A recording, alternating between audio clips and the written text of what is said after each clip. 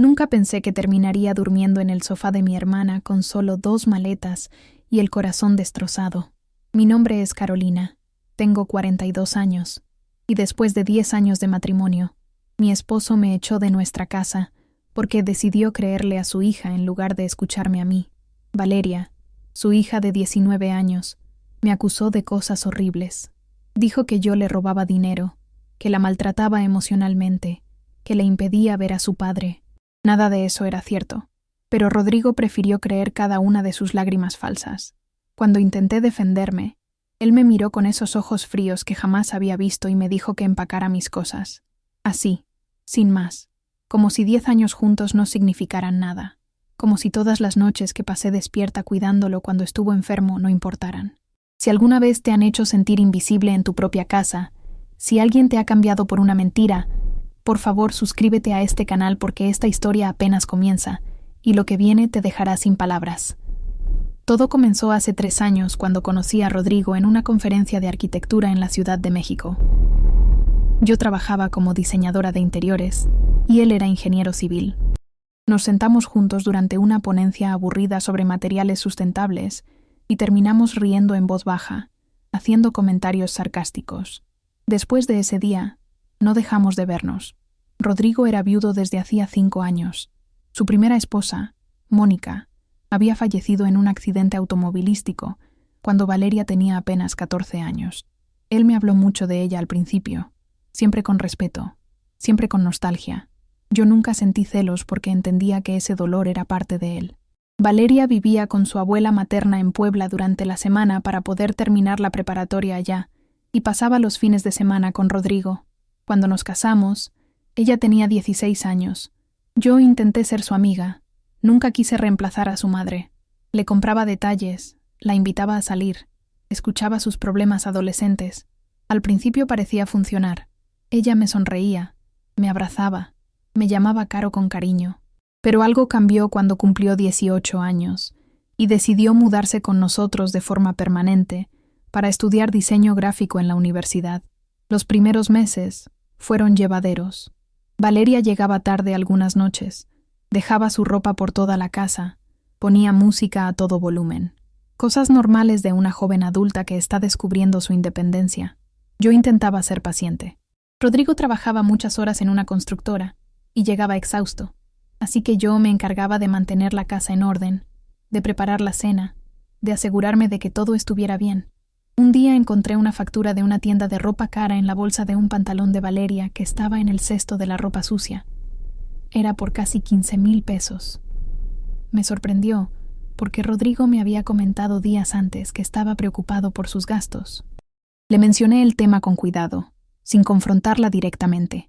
Valeria se puso furiosa. Dijo que yo no tenía derecho a revisar sus cosas, que era una invasión a su privacidad. Rodrigo la defendió. Me dijo que Valeria era joven y que merecía darse gustos, que él podía manejar sus finanzas. Esa fue la primera vez que sentí que mi opinión no importaba en mi propia casa. Si tú también has sentido que tu voz no cuenta en tu propio hogar, que siempre eres la última en ser escuchada, te invito a que te suscribas al canal porque lo que sigue es aún más doloroso. Las cosas empeoraron gradualmente. Valeria comenzó a llegar cada vez más tarde. Algunas noches no llegaba hasta las 3 o 4 de la mañana. Yo me despertaba con el ruido de la puerta, con sus tacones en el pasillo, con su risa ebria. Una madrugada la encontré tirada en el sofá, completamente borracha, con el maquillaje corrido y oliendo a cigarro. La ayudé a llegar a su habitación, le quité los zapatos, la cubrí con una cobija. Al día siguiente, cuando intenté hablar con ella sobre lo preocupada que estaba, me dijo que me metiera en mis asuntos. Rodrigo estaba en una obra ese fin de semana, así que decidí esperar a que regresara para hablar con él. Cuando lo hice, Valeria ya le había contado su versión. Según ella, yo la había regañado brutalmente, la había humillado, le había dicho que era una borracha y una sinvergüenza. Nada de eso era cierto. Rodrigo me pidió que fuera más comprensiva, que Valeria estaba pasando por una etapa difícil en la universidad. Yo no podía creerlo. ¿Etapa difícil? Tenía 19 años, vivía sin pagar renta, su padre le daba todo lo que pedía, y yo me deshacía tratando de mantener la paz en esa casa. Entonces comenzaron los robos. Primero fueron 300 pesos que dejé en mi bolsa. luego 500 que guardaba en un cajón de la cocina para emergencias. Una tarde desapareció un billete de 1000 pesos que había dejado en mi cartera. Yo sabía que era Valeria, pero no tenía pruebas concretas. Cuando finalmente reuní el valor para decirle a Rodrigo, él me miró como si estuviera loca. Me preguntó si estaba segura, si no los había gastado yo misma, si tal vez los había perdido. Sentí tanta impotencia que lloré frente a él.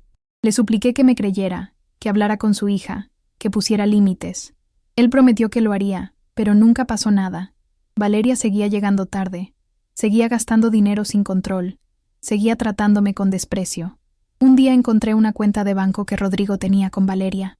Era una cuenta que él había abierto años atrás para los gastos universitarios de ella. Cuando revisé los movimientos porque estaba guardando documentos importantes, vi transferencias enormes. 20,000 pesos aquí, 15,000 allá, 10,000 más. En 6 meses, Rodrigo le había dado más de 150,000 pesos. Mientras tanto, yo estaba ahorrando cada peso para ayudar a pagar la hipoteca de la casa. Me sentí traicionada. Si alguna vez te han hecho sentir que tu esfuerzo no vale nada, que tu sacrificio es invisible, quédate hasta el final de esta historia porque lo que descubrí después lo cambió todo. Esa noche tuvimos una pelea terrible. Le reclamé por ocultarme esa información, por permitir que su hija derrochara el dinero mientras yo me sacrificaba. Él me gritó que era mi obligación contribuir, que Valeria era su responsabilidad, que yo no tenía derecho a cuestionar cómo gastaba su dinero. Dormí llorando esa noche. Las mentiras de Valeria se volvieron más elaboradas.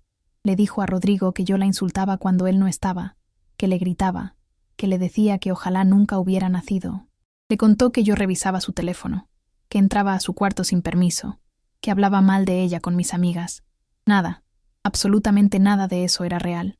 Pero Rodrigo le creía todo, cada lágrima, cada sollozo, cada acusación. Yo intentaba defenderme, pero mis palabras se perdían en el aire. Él siempre encontraba una forma de justificarla. Decía que Valeria estaba traumatizada por la muerte de su madre, que necesitaba terapia, que yo debía ser más empática. ¿Y mi dolor? ¿Y mi sufrimiento? ¿Eso no contaba? Comencé a sentirme como una extraña en mi propio matrimonio. Rodrigo y Valeria tenían una alianza que yo jamás podría romper. La gota que derramó el vaso ocurrió un sábado por la tarde. Yo había salido a tomar café con mi hermana Andrea. Necesitaba desahogarme, contarle todo lo que estaba pasando. Cuando regresé a casa 2 horas después, encontré a Rodrigo y a Valeria sentados en la sala con expresiones serias. Mi estómago se retorció. Rodrigo me pidió que me sentara. Su voz era dura, distante. Valeria tenía los ojos rojos e hinchados, como si hubiera estado llorando durante horas.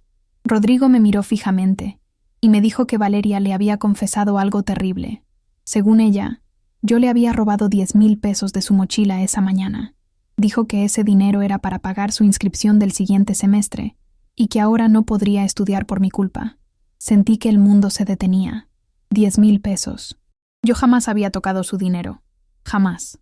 Intenté explicarle a Rodrigo que era una mentira, que yo ni siquiera sabía que Valeria tenía ese dinero, que había estado con Andrea toda la mañana. Pero él no quería escucharme. Me exigió que le devolviera el dinero inmediatamente. Le dije que no podía devolver algo que nunca tomé. Valeria comenzó a gritar entre lágrimas, diciendo que yo siempre la había odiado, que quería destruir su relación con su padre, que era una manipuladora. Rodrigo se puso de pie y me ordenó que saliera de su casa. Así, textualmente: «Sal de mi casa, Carolina». No era nuestra casa, era su casa. En ese momento comprendí que nunca había sido mi hogar. Si has llegado hasta aquí, si tu corazón late más rápido porque entiendes este dolor, suscríbete al canal y activa las notificaciones porque lo que viene después es lo que nadie esperaba. Empaqué 2 maletas esa misma tarde. Rodrigo ni siquiera me ayudó. Se quedó en la sala con Valeria, consolándola mientras ella fingía estar devastada. Llamé a Andrea llorando y le pedí que me recogiera. Ella llegó en 20 minutos con los ojos llenos de furia. Quiso entrar a gritarles, pero yo la detuve. Ya no tenía fuerzas para pelear. Los siguientes días fueron los más oscuros de mi vida. Dormía en el sofá-cama del departamento de Andrea en la colonia Condesa, rodeada de cajas y con el corazón hecho pedazos. Rodrigo no contestaba mis llamadas. Le escribí mensajes largos explicándole que todo era una mentira, que Valeria me había tendido una trampa, que por favor investigara. Nada. Silencio absoluto. Una semana después recibí un mensaje frío y cortante. Mis abogados se pondrán en contacto contigo para iniciar el divorcio. No hubo conversación. No hubo oportunidad de defenderme. Él ya había tomado su decisión. Valeria había ganado. Contraté a una abogada, la licenciada Fernanda Ruiz, una mujer experimentada que escuchó mi historia sin juzgarme. Me dijo que legalmente no teníamos muchos activos en común, porque Rodrigo había comprado la casa antes de casarnos y nunca la pusimos a nombre de ambos. Yo había sido ingenua. Confiaba en él, en nuestro matrimonio, en nuestro futuro. Fernanda me aconsejó que reuniera toda la evidencia posible para demostrar mi inocencia, aunque en un divorcio eso no siempre importaba. Me pidió estados de cuenta, mensajes, cualquier cosa que pudiera ayudar. Fue entonces cuando recordé algo. 2 meses atrás, Valeria me había pedido prestada mi laptop, porque la suya estaba en reparación. Yo se la presté sin problema, pero esa laptop tenía una aplicación que sincronizaba automáticamente con mi teléfono y guardaba un historial de ubicaciones. Revisé el registro del día en que supuestamente le robé el dinero. Mi ubicación mostraba claramente que estuve en la cafetería con Andrea toda la mañana, desde las 9 hasta las 12. No había forma de que hubiera estado en la casa. Eso era prueba suficiente de que Valeria mentía. Le mostré todo a Fernanda y sus ojos se iluminaron. «Esto cambia todo», me dijo. «Si te has sentido alguna vez acusado injustamente, si has tenido que demostrar tu inocencia cuando solo pedías que te creyeran, esta parte de la historia es para ti. Así que asegúrate de estar suscrito porque el desenlace te sorprenderá». Fernanda envió la evidencia a los abogados de Rodrigo. También incluimos los estados de cuenta que mostraban las transferencias exorbitantes que él le hacía a Valeria, sugiriendo que tal vez ella había inventado el robo para obtener más dinero. Una semana después, Rodrigo me llamó por primera vez desde que me había echado. Su voz sonaba diferente, confundida. Me pidió que nos viéramos en un café neutral. Acepté, aunque mi corazón latía con fuerza. Nos encontramos en un Starbucks cerca de Polanco. Él lucía cansado, con ojeras profundas y el cabello despeinado. Se sentó frente a mí sin siquiera saludarme. Hubo un silencio incómodo antes de que hablara. Me dijo que había confrontado a Valeria con la evidencia de mi ubicación. Al principio ella lo negó todo, pero cuando él insistió mostrándole los registros, ella comenzó a desmoronarse. Finalmente confesó que había mentido, no solo sobre el supuesto robo de los 10,000 pesos, sino sobre todo, sobre los insultos, las humillaciones. Todo había sido una mentira elaborada para alejarme de la vida de Rodrigo. Valeria le admitió entre lágrimas que me odiaba porque sentía que yo estaba reemplazando a su madre, que no soportaba verlo feliz con otra mujer. Rodrigo estaba destrozado. Me miró con los ojos llenos de lágrimas y me suplicó perdón. Pero el perdón no era algo que pudiera dar fácilmente. Rodrigo me había echado sin escucharme. Me había llamado ladrona sin pruebas. Había destruido mi dignidad por creerle a su hija manipuladora. Me había convertido en la villana de una historia que nunca escribí. Le dije que apreciaba su disculpa, pero que el daño estaba hecho. Él intentó tomarme la mano sobre la mesa, pero la retiré. Me suplicó que regresara, que le diera otra oportunidad, que haríamos terapia familiar, que todo sería diferente, pero yo ya había tomado mi decisión. Le dije que continuaría con el divorcio. Rodrigo rompió en llanto frente a mí, un hombre de 45 años, llorando en medio de un café porque finalmente entendió lo que había perdido. Me levanté de la mesa, tomé mi bolso y salí de ese lugar sin voltear atrás. Esa fue la última vez que hablé con él cara a cara. Si en algún momento de tu vida has tenido que elegir tu dignidad sobre el amor, si has tenido que alejarte de alguien que no supo valorarte, comparte esta historia y suscríbete, porque estas experiencias nos conectan a todos. El proceso de divorcio tomó 4 meses. Durante ese tiempo, Rodrigo intentó contactarme innumerables veces. Me enviaba mensajes largos y desesperados, flores a la oficina de Andrea, cartas escritas a mano. Incluso fue a buscarme a mi nuevo trabajo en un estudio de diseño en la Roma Norte. Pero yo me mantuve firme. Fernanda negoció un acuerdo donde Rodrigo me pagaría una compensación económica por los años de matrimonio y por el daño emocional causado. No era mucho, pero era suficiente para comenzar de nuevo. También supe por amigos en común que Valeria había dejado la universidad. Al parecer, después de que su padre descubrió sus mentiras, la relación entre ellos se volvió insostenible. Rodrigo la había obligado a ir a terapia, pero ella se negó después de 2 sesiones. Finalmente, decidió irse a vivir con su abuela a Puebla nuevamente. La última vez que pregunté por ella, me dijeron que estaba trabajando medio tiempo en una boutique y que apenas hablaba con su padre. Rodrigo quedó solo en esa casa grande que alguna vez consideré mi hogar, solo con sus arrepentimientos y con el peso de haber destruido su matrimonio por creer en las mentiras equivocadas. Hoy, un año después de todo esto, estoy reconstruyendo mi vida. Renté un departamento pequeño pero acogedor en la colonia del Valle. Tengo plantas en el balcón, cuadros que pinté yo misma en las paredes, y una paz que no sentía desde hace años. Mi negocio de diseño de interiores está creciendo. Tengo clientes nuevos cada mes, y estoy trabajando en proyectos que realmente me apasionan. Andrea sigue siendo mi roca, mi apoyo incondicional. Salimos a cenar juntas los viernes, vemos películas los domingos, y reímos de cosas tontas como solíamos hacer cuando éramos niñas. También comencé terapia. Necesitaba procesar todo el dolor, la traición, la sensación de haber sido invisible durante tanto tiempo. Mi terapeuta, la doctora Méndez, me ha ayudado a entender que nada de lo que pasó fue mi culpa. Yo no fallé como esposa. Yo no provoqué las mentiras de Valeria. Yo simplemente fui víctima de una situación tóxica que escapaba de mi control. Rodrigo intentó contactarme hace 2 meses. Me envió un mensaje diciendo que había vendido la casa porque no soportaba vivir allí sin mí, que se había mudado a un departamento más pequeño, que estaba en terapia intentando sanar. No le respondí. Algunas heridas no se curan con disculpas.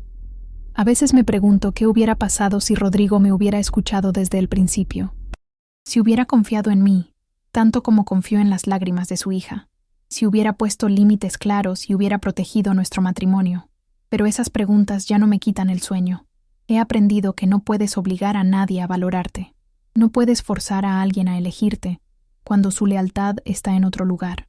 Y definitivamente, no puedes construir un matrimonio sólido sobre mentiras y manipulaciones. Lo que viví con Rodrigo y Valeria me enseñó a nunca más aceptar ser la segunda opción de nadie. Me enseñó que mi voz importa, que mis sentimientos son válidos, que merezco ser escuchada y respetada. Me enseñó que a veces el amor no es suficiente cuando falta la confianza. Y sobre todo, me enseñó que está bien alejarse, incluso cuando duele, especialmente cuando duele, porque a veces la única forma de salvarte es dejando ir. Esta historia no tiene un final feliz de reconciliación. No hay un vivieron felices para siempre, pero tiene algo mejor, tiene verdad, tiene dignidad, tiene la certeza de que tomé la decisión correcta para mí.